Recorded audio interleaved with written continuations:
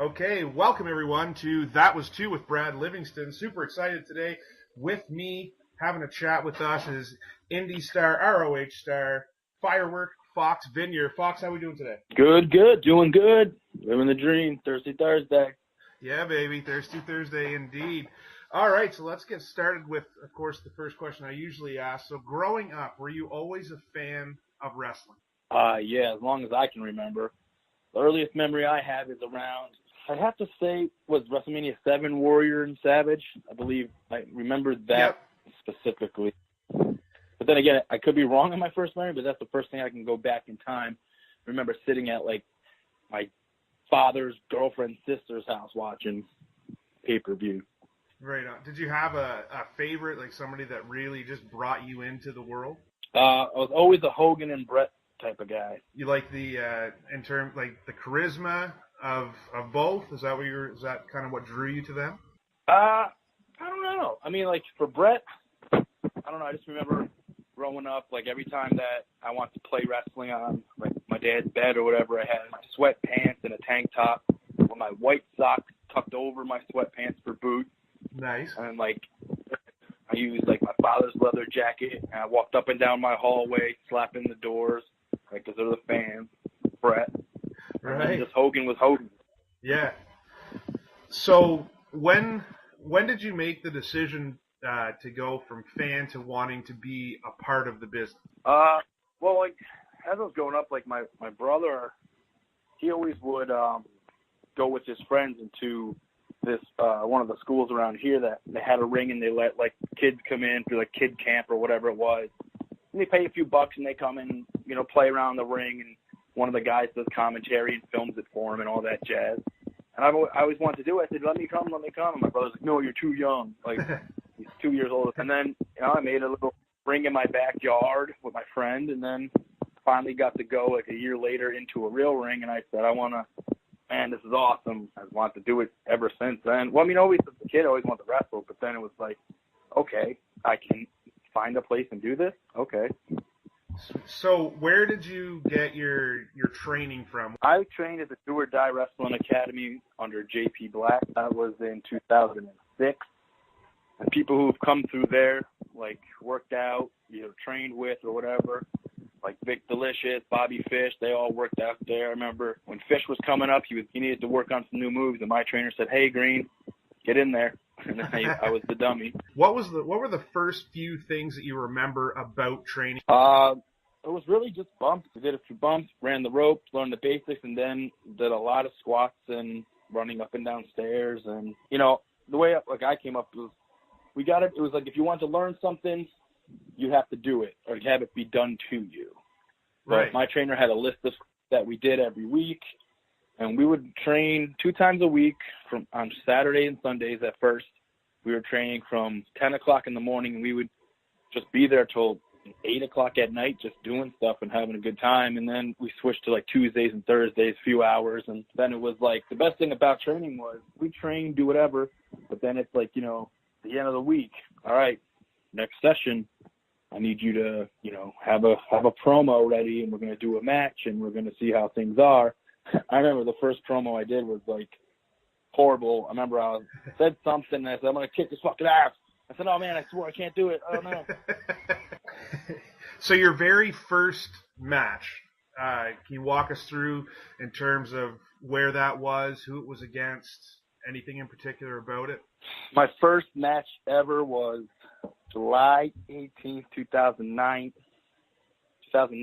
in Queensbury, New York. It was a 6-man tag. It was me and my tag team partner at the time, R.L. Coleman. We were Capital Punishment. Yeah. We teamed with a guy, Ian Daniels, and we faced Drake Evans, Max Burton, and Vigo. They ran In Your Face wrestling at the time. Okay, yeah. It was dog shit.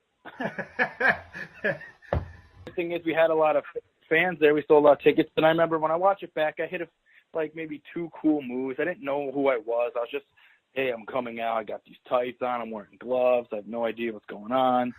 And I hit a few moves. And then I remember a lot of me holding a headlock. It was like a 16-minute match of, oh, man, please, why am I watching this again?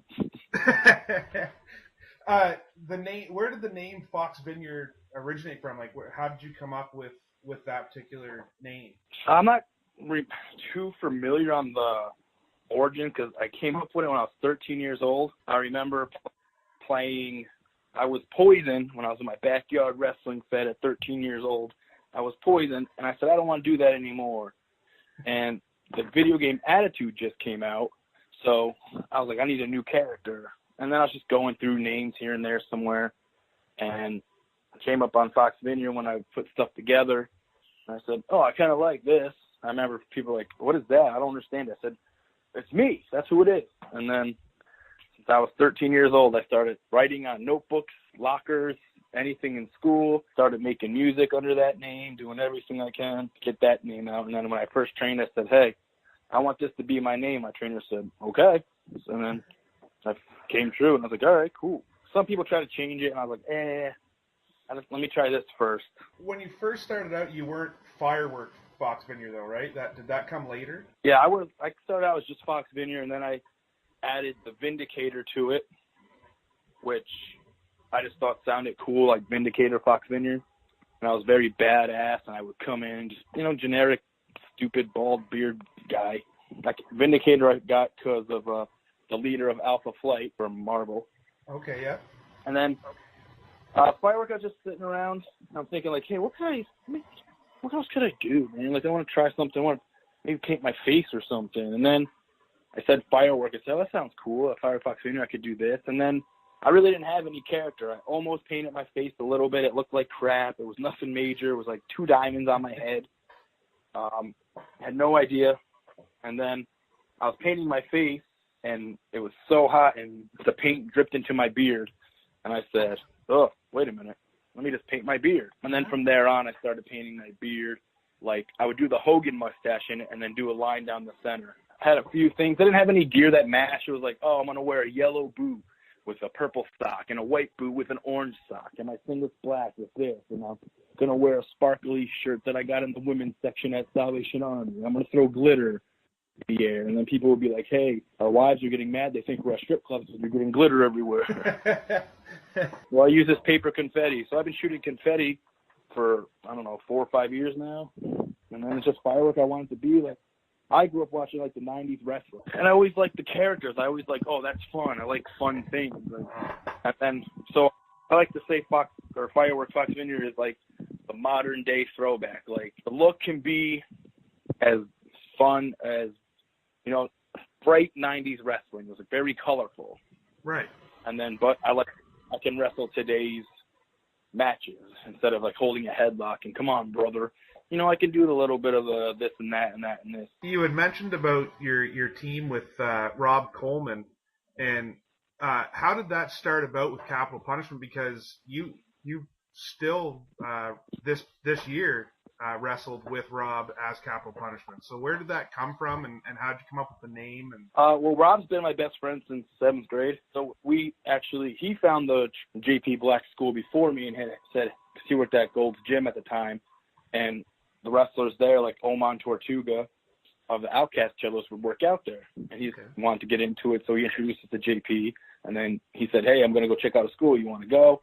And then I said, sure. And that's how I started. But as far as, like, how Capital Punishment started, we went in to our trainer when we went up there, and we're like, hey, we want to be a tag team. He said, okay. So all we did was tag team, really training like that. We trained normal, but then when we wanted to train as a tag team, he brought Bobby Fish up to work out. The Now came up, the Outcast Killers, and we had tag teams to actually, like, work with. But the name came up because we were supposed to be like these bad guys coming in, because at the time Rob was about 6'2", 6'3" with boots on, and he was almost 360 pounds. Whoa! All right. And I'm 5'10" with maybe 250 pounds, 260 pounds at the time. But I wasn't, like, muscle shape. I was just, like, generic indie guy now. Yeah. But, and, like, so we had the name. We're like, oh, we want to punish people. Like, yeah, we're coming in. We're, like, New Demolition or whatever it is. Oh, we're from Albany, New York. That's the capital. Let's be Capital Punishment. Like, my original name for us was Graphic Nature because it was like our hip hop group that we had too. So we had like a rap group I was like, oh, let's be Graphic Nature. Then we wrestled again. We changed it to like the Inner City Savages when we like started painting our face, and Rob was doing more of a Umaga type gimmick. Okay. And then as I'm Firework now and he does his other stuff whenever he wrestles, we were going to be a different name. And I said, let's just be Cat Pun. People know who Capital Punishment is. I already have the music down. So sometimes if we're lucky, we'll get a team in, but, you know, Rob's doing his own thing. Like, he's a head coach of a college basketball team for women, so he's doing his thing. You had mentioned about starting with in-your-face wrestling, and I noticed that early on in your career, you spent a lot of time in Vermont with Slam All-Star Wrestling. How did you make the move towards Vermont with Slam All-Star? We were booked on, like, the in-your-face stuff here and there because we worked out at the school. Okay. And they gave us like that. They gave me my first match. So I was working out at the school and all that. As for Saw, they were it's more the sister company, like the same roster, just about, you know, this and that. So, you know, just transitioned into it. Like, oh, we're gonna bring you up here. We could use you up here. All right, cool. I'm coming up. You know what I mean? I was a former Saw television champion. However, there's no TV, but I'll take it. Hey, it still works. And I also noticed that within your time with Saw, I noticed that that's when you first also made your way up here. I'm in New Brunswick, Canada, but as you know, I work out of Maine as well. That you made it up to Maine. So what brought from Saw and In Your Face, which, like you said, sister feds, up into the state of Maine with IWE? Well, at the time, Coleman was basically the booker for me. He would just be like, hey, I got us. We're going up here. We're going here. We're going here. And I was the taxi. I drove him. And he was like, hey, there's a spot up in Maine. It's called IWE. You know, a few of the guys that we knew from Saw, like the Alden brothers or Ricky Williams and some of those guys worked over there. They're like, yeah, man, come up. It's really cool. Check it out. I said, all right. And we went up there, and this is an early time. Like, when we first got up there, like, Brian Fury was still there. Mercedes, well, Sasha Banks now, she was just there. It was fun. We had a few runs with them, and then they started running with the Savoli, Blue on Fire. And at the time, we were the IWE Tag Champions, and then we got the NWA on Fire Tag Team Championships, and so we were like both champions at once, and that was pretty fun. I actually noticed that on the for the NWA on Fire Tag Championships, you guys won it in a handicap match, which isn't normally what you're going to see. Is that when you guys first won it, and it was in that handicap match? I'm not sure. It might have been, because I know we were supposed to face what the hell was the name of the tag team? I forget if they had an actual tag team name, but it was he's one of the Heavenly Bodies now, Justin Torino. Yeah, okay. And then his partner at the time was Chris Steeler. I forget the name of the tag team though. But I think one of them couldn't make it, or one of them was injured, and they put the belts on the line, and we beat Justin. Right. In the handicap. Okay, so in terms of your work with ROH, how did it come to be that you got the opportunity to go to ROH and work some? Well, let me put a plug out for there. If anybody wants to work at ROH or do stuff with them, go to the camps. You know, that's where half of the roster is found. That's where Dalton Castle came from, and Matt Taven and Vinny and all those guys who have come through. Like, so in 2011, signed up for one of the camps as a tag team, went in, whatever, we did okay. Jim Cornette was there at the time. It was all right. We didn't do anything spectacular. Like, we had a good match and we had a good promo, but it wasn't like we stood out. We were just generic, you know what I mean? Like, when you first start out, you're kind of like, you get comfortable. And I see a lot of people do this now. They get comfortable and they don't want to change because, hey, this is working, but yet you're not going anywhere. You're on a treadmill. So, and then I just, you know, I was like, all right, get me back in shape. I went and kept going, showing my face, going to help out, paying dues, doing whatever, do it at camp. Got another camp, advanced this and that. And then the first time I did a Future of Honor show was after one of the camps in Delaware. Well, the camp was in Philly, but after that there was a show in Delaware. And this was by the miraculous hand of God. It was a pick a name out of a hat. And I got chosen, and I was like, all right, I'm going to try to make the best of this. And I did like a gauntlet match against Bobby Fish. It was me. I forget the other guy's name, Drew Adler maybe. Yeah, Drew Adler. And then Dalton Castle was like the third guy. And then, I went in, did two things, hit my power slam, Yahoo, and then that was it. But I was so mad when that first happened. I'm like, yo, this is going to be it. I'm going to, they're going to pick me up. Like, I'm going to get something. It's going to be great. And then it was really nothing. And I'm like, what the hell? And I waited a year to watch the match. And then when I went back and said, all right, I'm going to watch the match, I was like, ugh, I wouldn't have used me either. Because I was just generic. I was just regular guy. I had the stupid hair.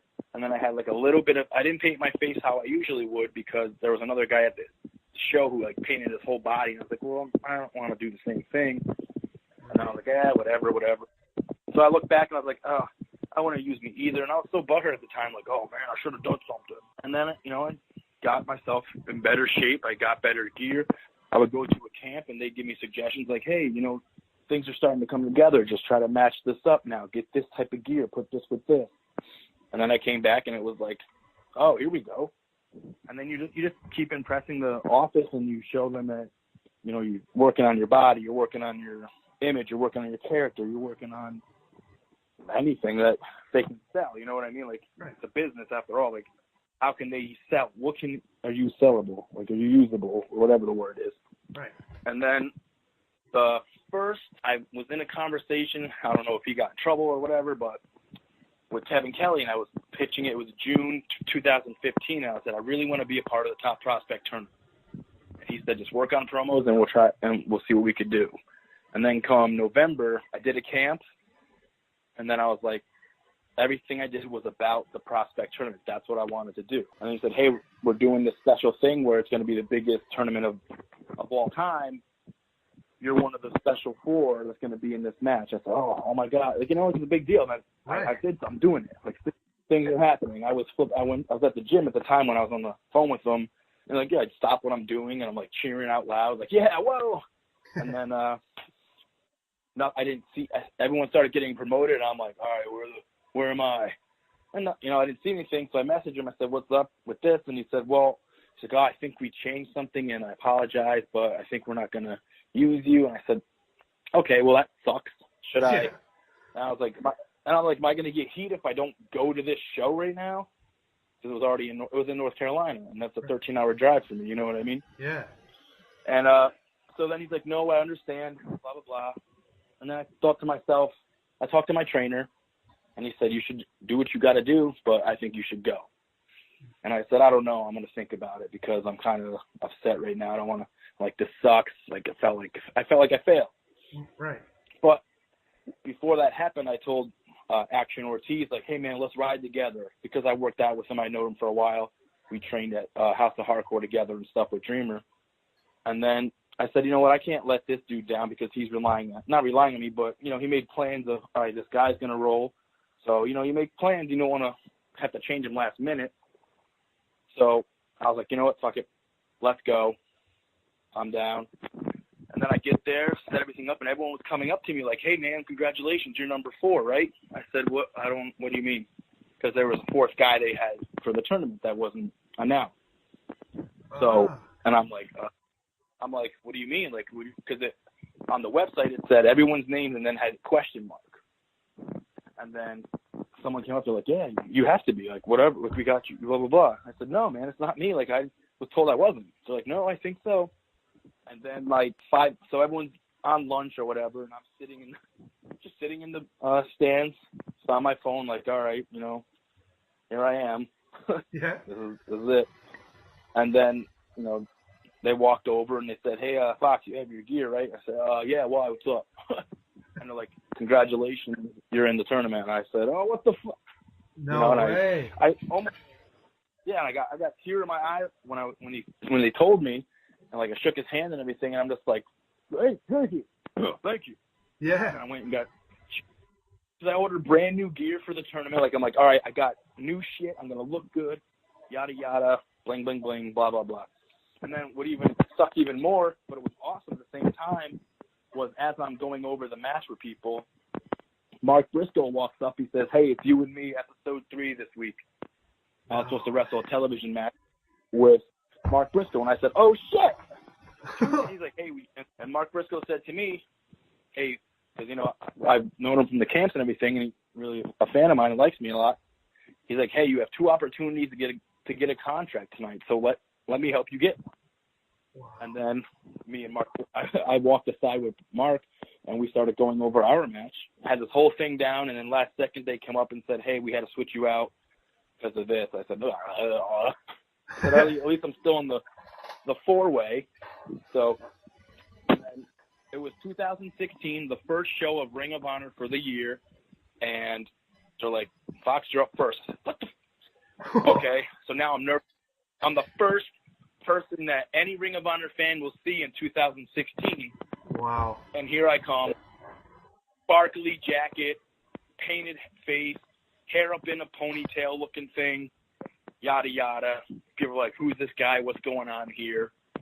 And then everyone else comes out. We did our little thing, and then I did a jump from the mat to the top rope to the outside, which got a huge reaction, then smashing on the barricade, and I was like, "Yeah, this shit's legit right now." And I felt good. And then we had the match. I got some, recognition. It was step 1, you know what I mean? Like, hey, we see this.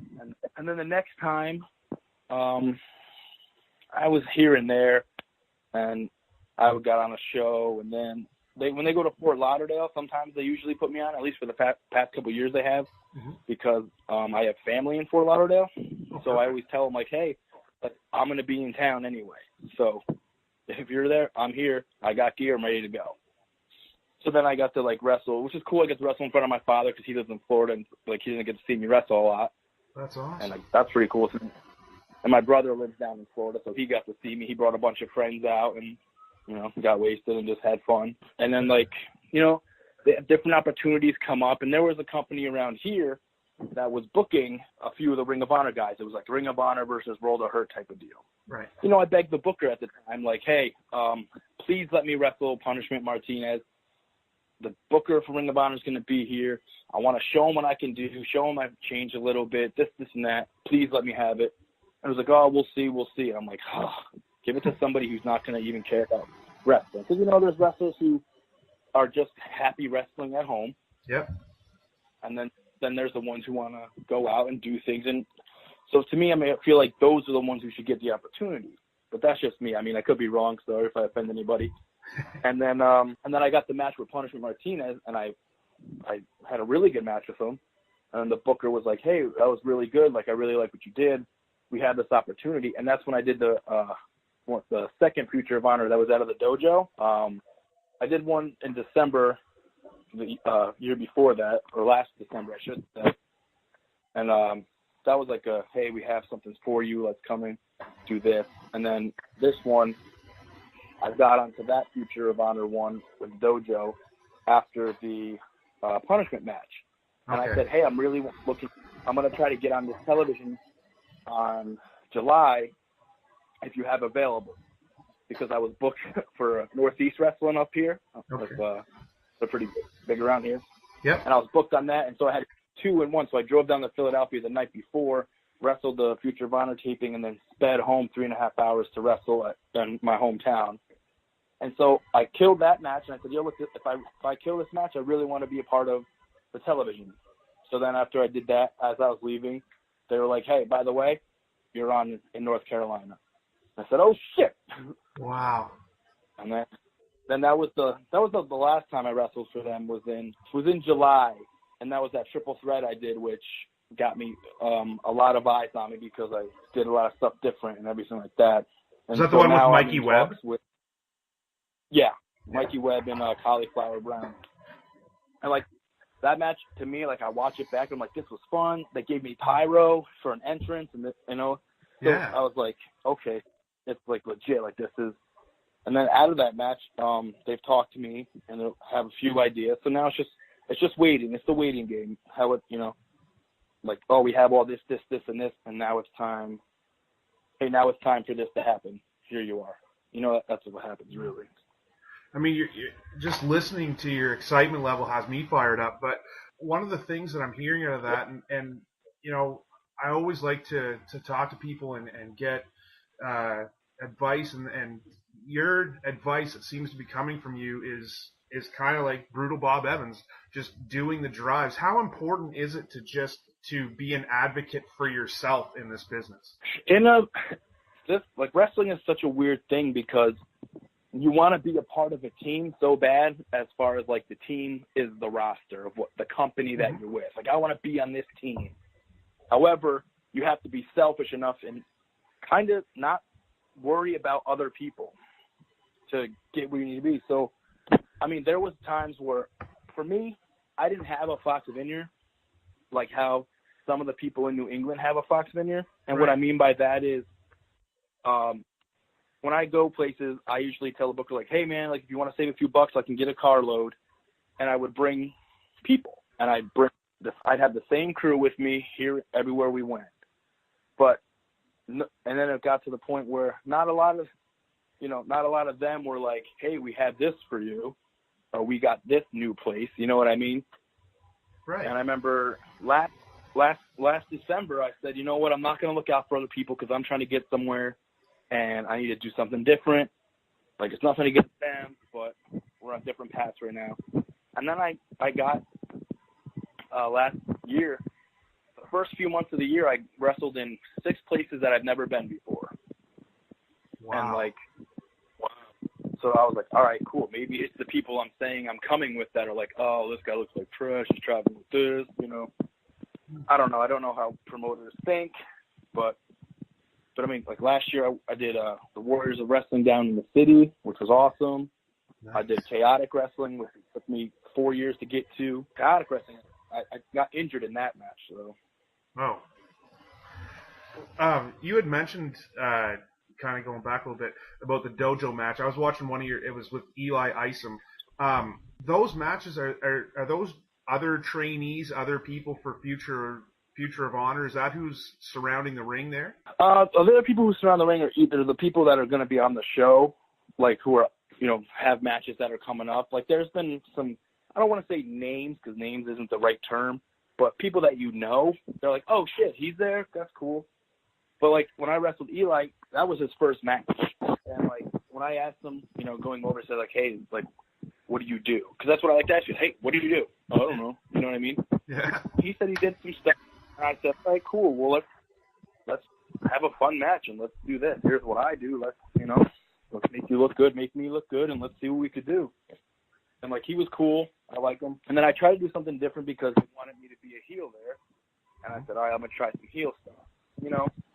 And as it gradually graduated, came through, I'm like, okay, do this a little different, do this. And then 2 weeks later, I completely went full heel when I did that triple threat. And I did some of the same stuff, but I just put more aggression into it, more this. And then, like, now if you see some of the stuff I'm doing, it's like the fight them all, where I'm wearing, I'm just here to murder people, basically.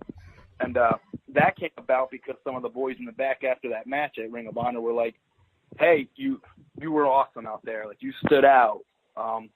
Just the way you look is causing a disconnect with the people. And I said, well, what do you mean?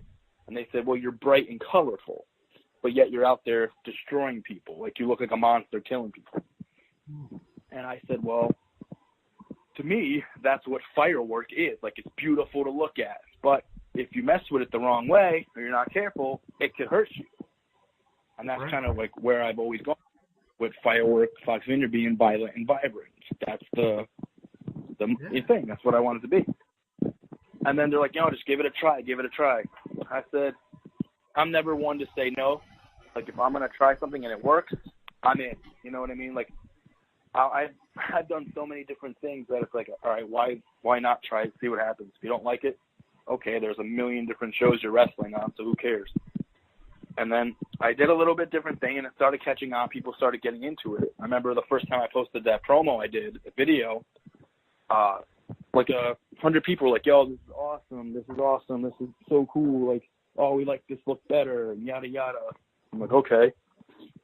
So, and it just happens to be that look is kind of like the look that Ring of Honor kind of like they like. And so we'll see where that takes me. But like I said, it's always a waiting game, but it's never to try anything. It doesn't hurt to try something different, you know what I mean? Right. But yeah, like, it's easier to know who you are and to get stuff. So it's like you have to like tell a company like, hey, here's what I have to offer, here's what I can do. But then it's like, well, you just look like this guy. Or, hey, can you make it to this show? It's just a battle royal. Nah, I'm not really feeling it. You know what I mean? Right. But me, I drove everywhere. Like, I bought a brand new car on my 30th birthday in 2015. It had 20 miles on it. I think it had 5 miles on it when I bought it. Wow. Right now it's caking at 76,000. The first thing I did with it was I drove to Baltimore for Ring of Honor TV. And I was like, okay. I drove to Carolina a few times, Tennessee. Like, I want people to know who I am. Like, I feel like people know who I am, but I want them to be like, oh, we need this person here. One of the things that really drew my attention is there's a new company just started up in Maine, Pro Wrestling Takeover. You're the initial champion. What drew you to say, I'm going to take a chance on this brand new company? The funny thing is that they called me in like July and were like, hey, we're running a show in September.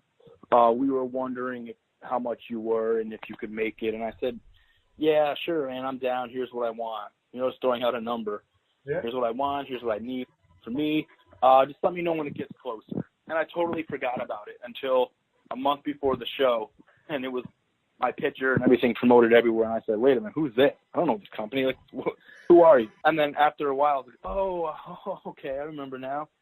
And then I said, all right, let me go check it out. And like the first show, it was their first show. Obviously, it didn't sell the house or break, you know what I mean, like, right. Or whatever. But 40 people or something as a start, which is good for a first show, I guess. Being in the middle of Maine and this and that. And then the roster was good, and I would talk to the owner, and I'm just like, hey, you have a good roster, and we can always get more people coming up. But as long as we have, the production looks great, like the building is good, the ring is good, everything's good.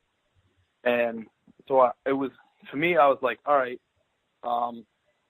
let's do this, man. I'll try my best to do the best to keep people coming, to keep people interested, to promote, to have this and that. Like, let's have this thing grow together. Like, I'm down to do this, so let's see what happens. And that's kind of like where I went from there. And the same thing, I grabbed my squad and I said, hey, I can bring these people in, can bring them with me. We could help out and see what happens. So still waiting. And we've had 2 shows now, and a little bit more people came to the second one. So, it's just a slow process.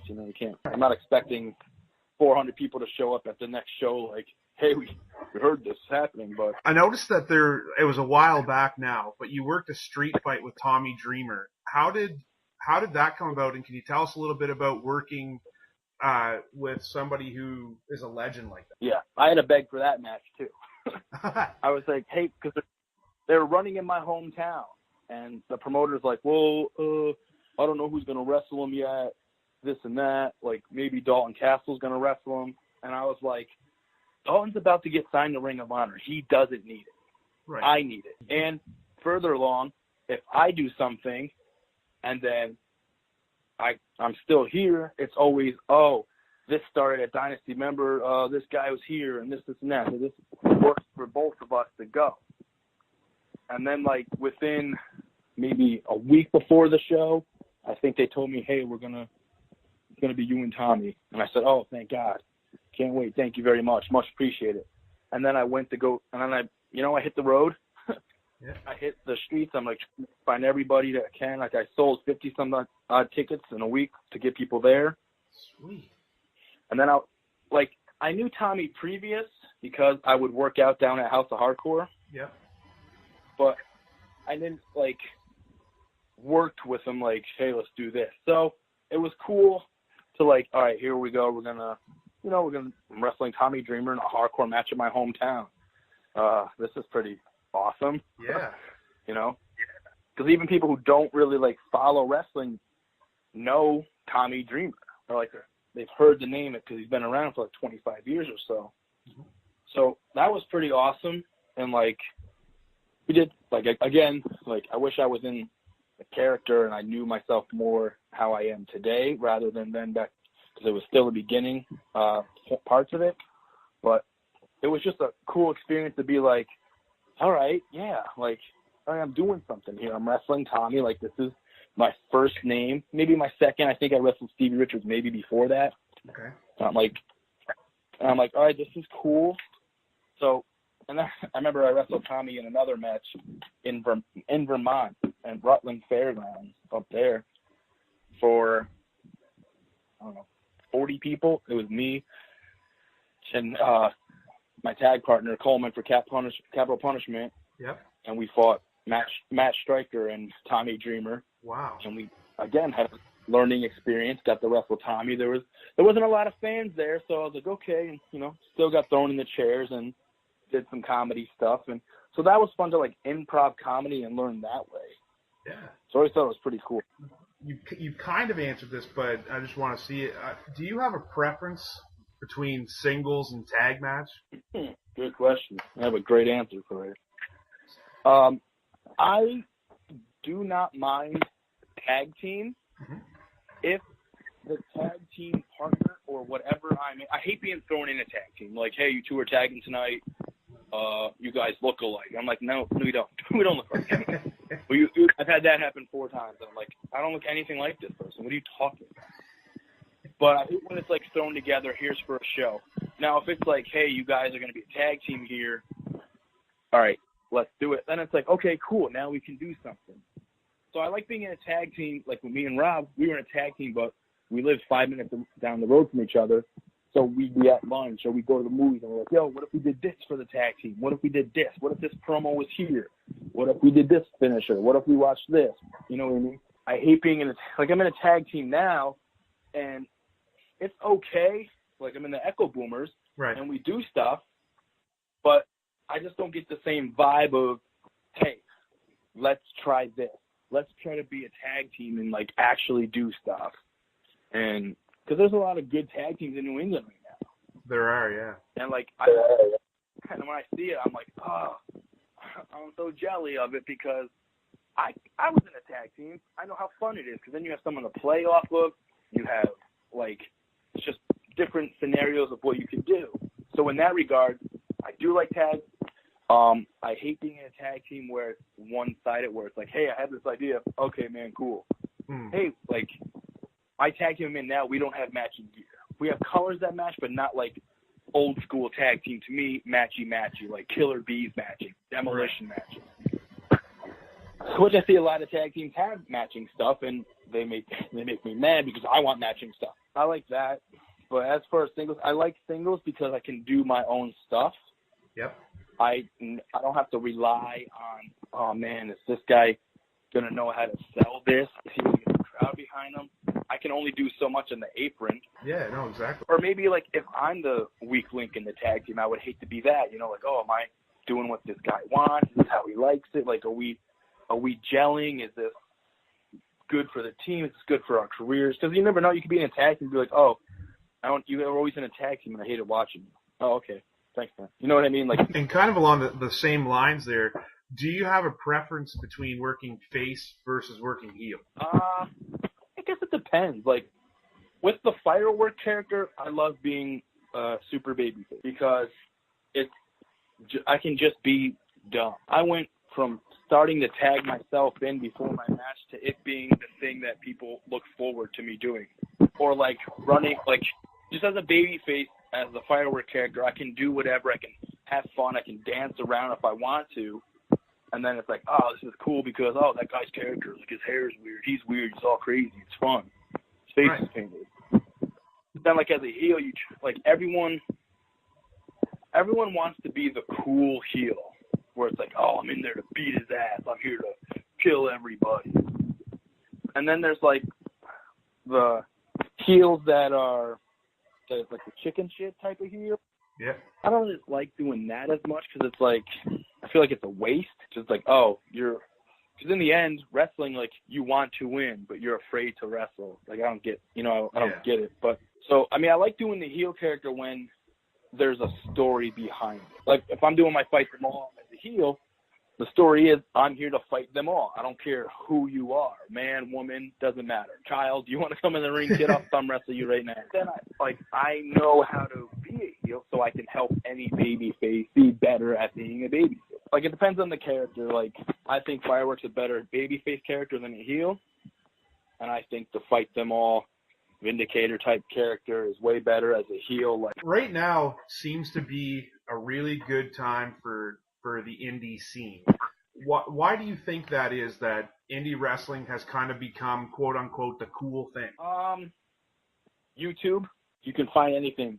Now, like, for me, because it's New England, I always think, like, is all indie wrestling around the country, like, are we all the same?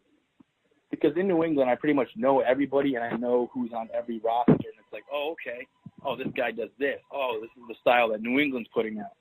I don't know if anyone across the country is doing, like, the same thing. I mean, probably are, because it's indie, so everyone's flipping and diving and whatever. But I think that's what kind of gives it more of a feel, because maybe not scripted, but you know what I mean? Like, indie, you have your free roam. You have a free roam thing. Like, I can go into a match, say Saturday, and if I want to do a handstand all the way to the ring, I can. Right. But if you're like elsewhere and they're like, hey, you can't do that, we have to get this, we have to do this, let's try and do this, then you feel constricted and you're like, and maybe because indie wrestling, I feel like maybe because you have the freedom, so it's more fun. I feel like if you're like controlled or told what to do, it takes the fun away from it. To me, that's why, because I've seen people go in and do indie stuff, and I hate saying the term indie stuff. It's like, oh, it won't work on TV, but it could work on TV. Just nobody does it because they don't do the chance to. Exactly. But you've seen stuff where it's like they do the invisible grenade, or indie stuff where they have, like, to me, indie stuff will be like the 8-person chokehold or whatever, you know what I mean? Yeah. You don't see that on, like, WWE because it's like, oh, that's cheesy. But on the indie scene, it's not so cheesy. It's like, oh, that's so cheesy.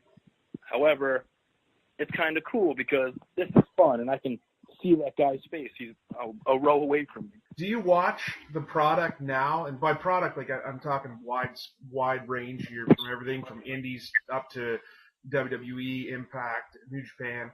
Do you watch a wide range of it, or do you even watch?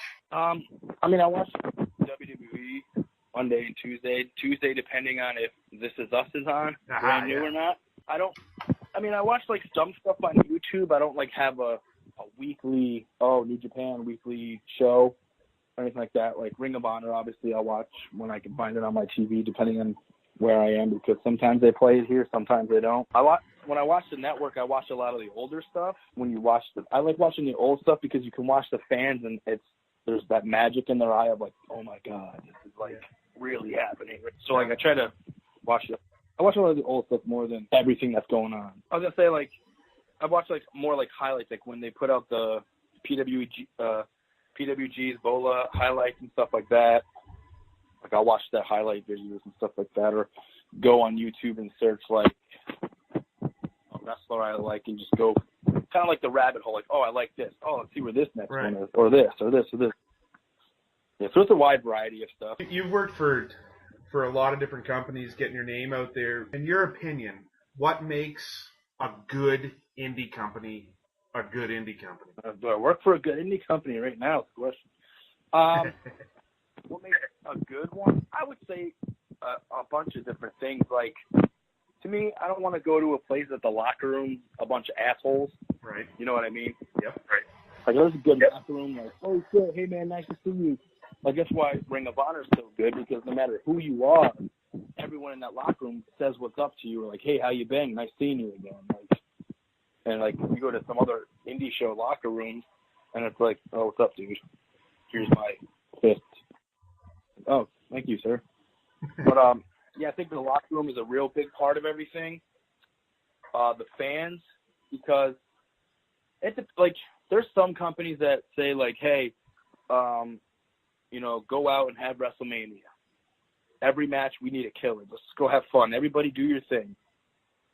There's companies that are like, hey, just so you know, like, you're up first, your match 1, you have 5 to 6 minutes. We need you just to open up the show.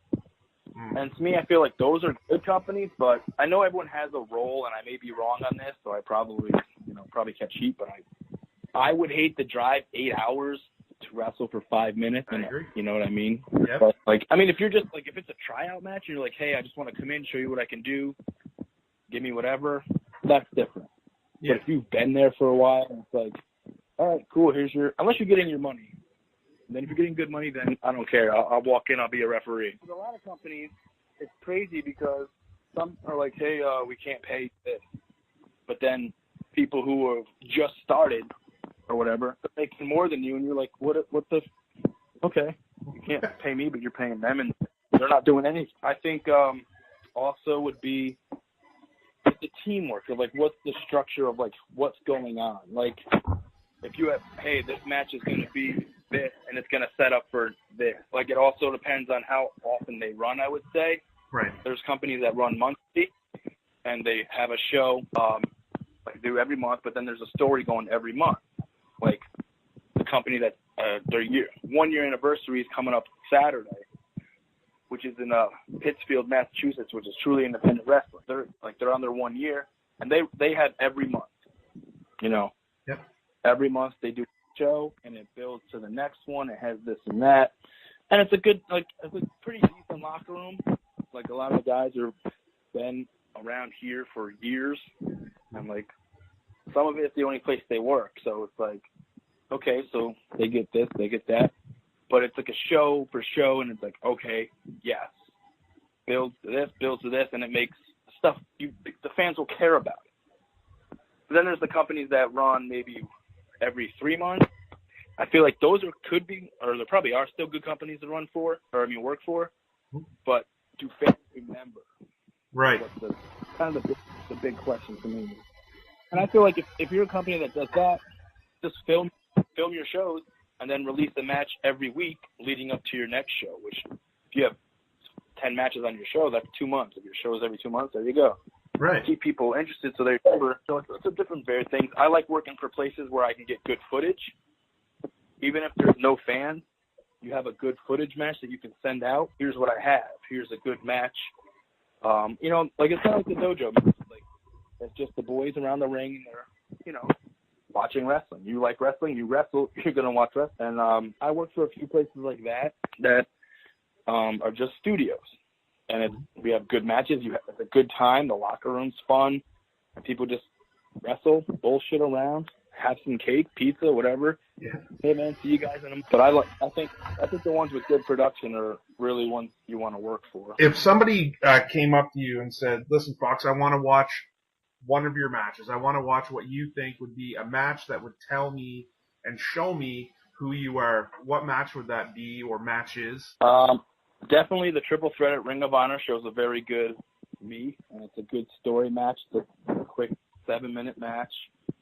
I had a match that was really good against Kennedy Copeland at a Beyond/Limitless taping last week. And me versus her, that match was really good. And it wasn't, this dude wrestling a girl. It was equals. I'm 250, she's about 110. But, yeah. But the match was, and it was an even fight because of character-wise and what we were doing. I think the story was good, match and everything. I thought that was a really good one. If a promoter wanted to get a hold of you, to book you, what's the easiest way, kind of giving you a chance to plug your own social media to get a hold of you? At Foxx Vinyer, everywhere. Instagram, that. Okay. Twitter, Facebook. Snapchat's just Vinyer Fox. I don't know if promoters use that, but I know a lot of fans do, I guess. I don't know what they do. Yeah. But yeah, at Foxx Vinyer, you can usually find me everywhere. There's a way. There's a will, there's a way. And for fans, upcoming shows that Foxx Vinyer is going to be on? Like I said, this Saturday and tomorrow, Brothers, December 2nd. Truly Independent Wrestling from the Berkshire Mall in Langsboro/Pittsfield, Massachusetts. There's a show. I don't think it has a company name. I think it's just a charity event to raise awareness. That's going to be December 16th out of Canada in Hamilton, Ontario, if anyone's around that area. Cool. See the killer whale of pro wrestling breach up there. And then back at Truly Independent at the end of the month, at the 30th. You can watch me here and there on Grimm's Toy Show on YouTube. Oh, cool. And, then just wait for 2018. Hopefully some bigger and better things. Right on, right on. Well, thank you so much for taking the time to sit down with me and have a little chat. It was a pleasure hearing about your passion for the business. So I always love hearing about that. So thank you very much for taking the time to sit down and chat with us. Just holding my laundry the whole time. Right on, right on.